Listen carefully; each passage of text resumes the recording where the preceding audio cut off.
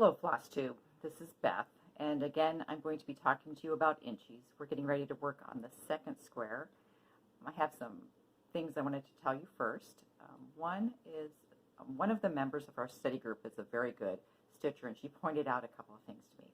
One is that when you are working on your piece and you're working on it upside down, you should turn your chart upside down. I didn't mention that, although I did do that when I was stitching. The other thing is, she says she normally works from the top left-hand side and then works down. So that way she's not dragging her hands on the her already stitched areas, which again is great advice. We turn it upside down this time because it's harder to reach the first row. We'll probably do a couple of rows upside down, and then we will flip it right side up and go down that way. The other thing she mentioned is that I always leave that little area blank when you're marking your threads. You know, I said that there's a little area that you can write whatever thread you're using and put it in there. A lot of designers of counted canvas work have that on their charts for you. She told me that she always goes through the whole chart and writes whatever thread is supposed to be used in that area. So let's say the first one was WC3. Her color is rainforest. She writes rainforest in there.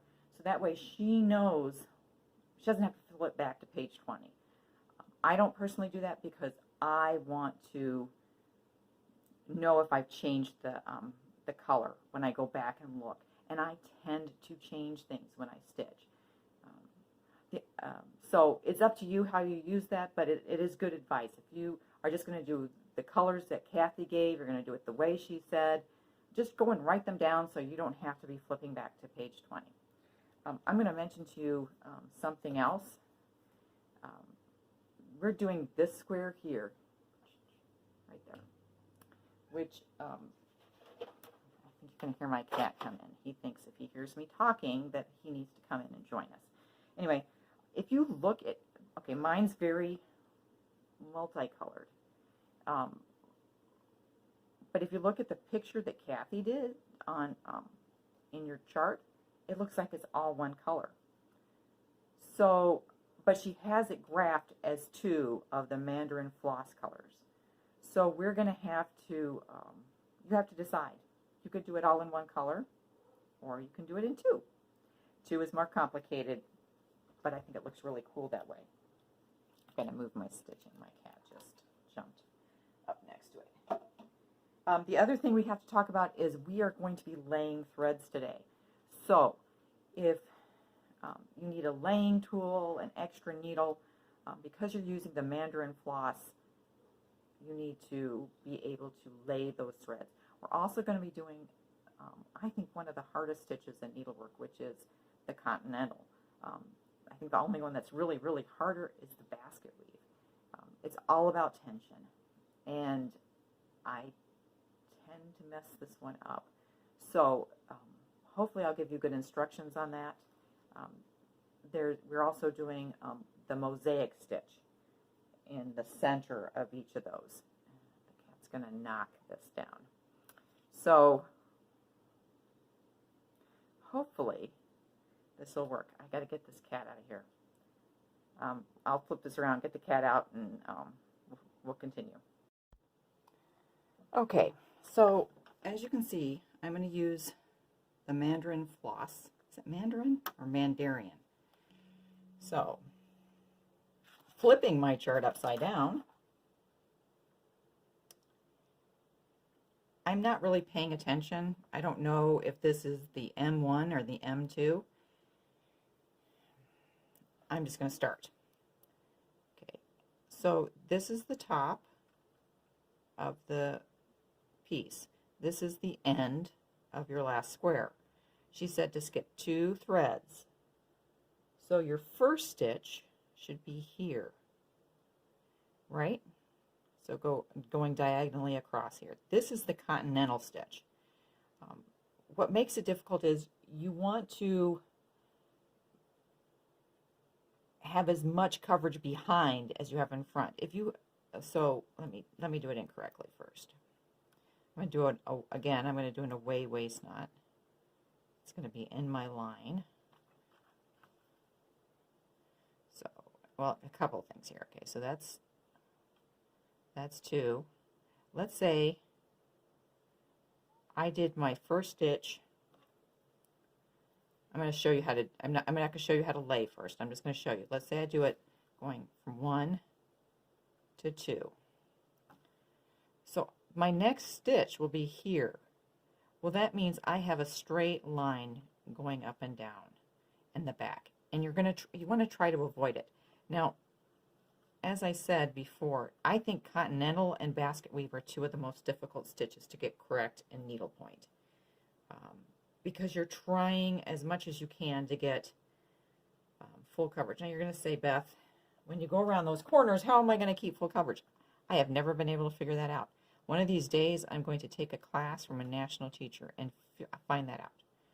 So I'm going to start, so I'm starting 3 threads over. 1, 2, 3. Coming up, now I'm going to lay the threads. So I have my takabari. I'm going to kind of get them to lay flat as I can, and I'm going to go down. Kind of working the threads. See, now that's pretty nice and flat. I'm holding it tight underneath. You can't see my underneath hand. I'm just doing my next one. Why does it look like I'm in the wrong spot? You guys are probably all yelling at me, Beth, you did it over 2. I obviously can't talk and stitch at the same time. So let's try that again. And if you guys think I'm editing that out, you're wrong. Okay, so over 1 thread for the tent or continental. I kind of lay it flat and lay it. And that one's not as good because I got in a hurry. So I'm kind of manipulating a little, making it a little fatter, nice and fluffy. Coming up. Now I hold the takabari in my non-dominant hand. Now this one should come out better. The other reason, okay, now I'm holding the tension tight underneath and pulling up. Mine are not too smooth this time. I don't know. I noticed that this floss kind of was a little, I wouldn't say ratty, but it wasn't really nice and smooth. So just follow her design. Now, she does have you go, so it's 4 stitches. Now, the question is, where do I go from here? I'm going to go down. I'm going to go around it. So if I go here, I have just 1 little thread here. I think I'm going to go here, even though that gives me a straight line. See, I don't like that. And I'm hoping the member who does wonderful needlepoint will tell me and send me an email saying, Beth, this is how you do that. See how it's not as, I don't think it's as fluffy. All right. But you get the idea of how to do that stitch. Now, what I could have done was skipped and done all of the ones that are in this color I'm showing you underneath, what big deal, going across this way. So skipped however many, gone and done the rest of them. I didn't do that. Now I'm going to show you, and I'm just going to do it in this color. Inside is the mosaic stitch, and I really like this stitch. So you're going to come up. It's the same idea. You want to do as much coverage behind as possible. Now, if you really want to know how to do these stitches, that the needlepoint book will give you great directions.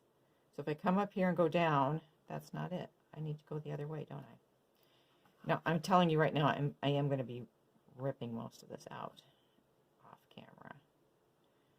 So here. And I bet, see, now it looks like I'm in the wrong spot. Nope, this is right. Here. Oh, look, I think that's all twisty.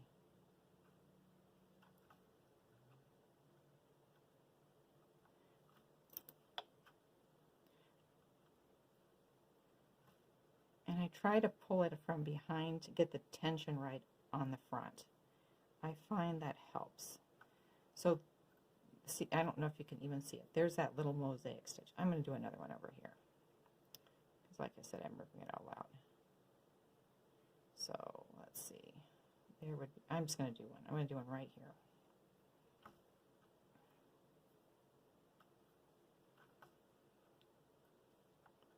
One, two.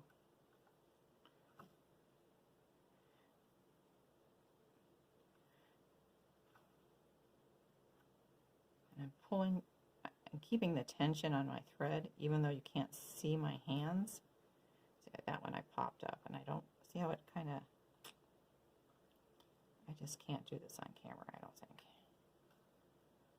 So that's what that little stitch is. And that little thing there, I love that little stitch.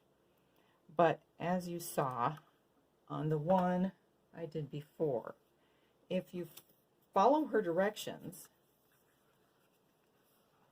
it should look, you know, like this little checkerboard sort of thing. If you follow her picture, you could do it all in one color. And in fact, if you you could do it in, I don't know if I do it in one of the watercolors. I'm going to go pull my kit. But if you used, I'm looking for one of the other variegateds. I'd like the silk lamaze. They would be pretty. So it adds a little sparkle. And you did it, I would go through and I would do all that little continental stitch and then go back and lay the silk lame and do it maybe in a, like, in this purple in the center. Or, I think what I may do is keep that, do it in that green like it shows. I'll have to see what's next. Yeah, next I've got the vineyard. I'll have to look at the charts. But as you can, I might change mine. So I might just change mine. So you'll see mine be different. But she gives you plenty of thread. I really don't think you're going to have an issue with your threads. So anyway, if you have any questions about these two stitches, say, Beth, I did not get that continental. Let me know, and I will reshoot the video or try to walk you through. If you have the needlepoint book, the continental stitch is on page 183.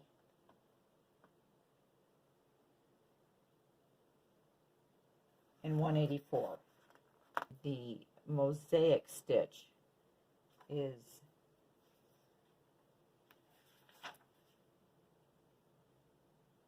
on page 214. Well, this is the old book, so I don't know what it is on the new one.